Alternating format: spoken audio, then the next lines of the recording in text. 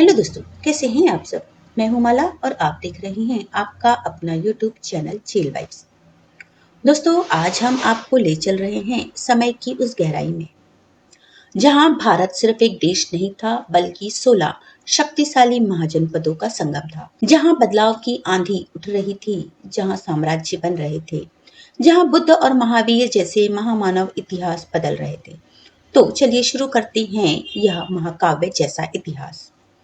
सोचिए 2500 साल पहले का भारत। बड़े बड़े जंगल, नदियां, राजमार्ग और लाखों की आबादी वाले शक्तिशाली राज्य। इन्हें ही कहा जाता था महाजनपद।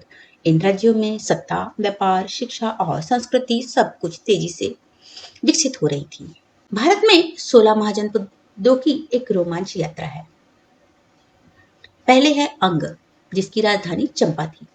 पूर्वी भारत का व्यापारिक हृदय, जहां बंदरगाह, बाजार और धन संपदा की चमक हर किसी को आकर्षित करती थी।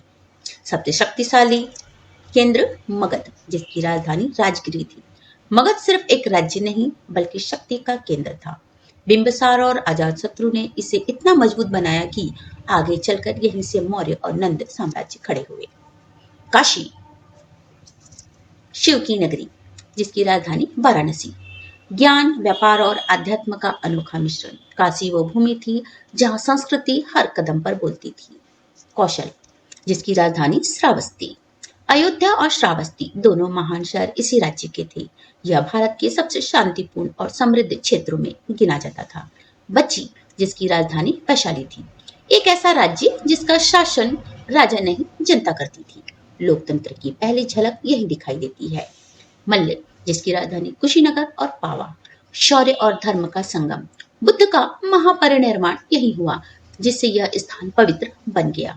चेदी, जिसकी राजधानी शक्तिमती, अपनी सेना और अनुशासन के लिए विख्यात। मध्य भारत का एक प्रभावशाली राज्य। वत्स, जिसकी राजधानी कौशाम्बी, समृद्ध, शिक्षा और व्यापार केंद्रित राज्य। यहाँ गंगा के किनारे बसा एक विकसित महानगर था। कुरु, जिसकी राजधानी इंद्रप्रस्थ थी, महाभारत की भूमि, राजनीति, युद्ध कला और रणनीति का जन्म स्थल।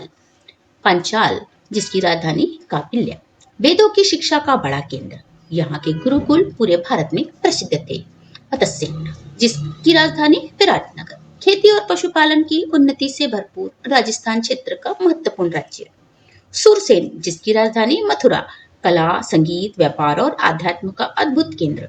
मथुरा की लोकप्रियता पूरे भारत में फैली हुई थी। अस्माक, जिसकी राजधानी पोटली, दक्षिण भारत का अकेला महाजनपद। गोदावरी नदी के कारण यह व्यापार का मुख्य द्वार था। अवंती, उज्जैन, महिष्मती इसकी राजधानी, पश्चिम भारत का आर्थिक इंजन।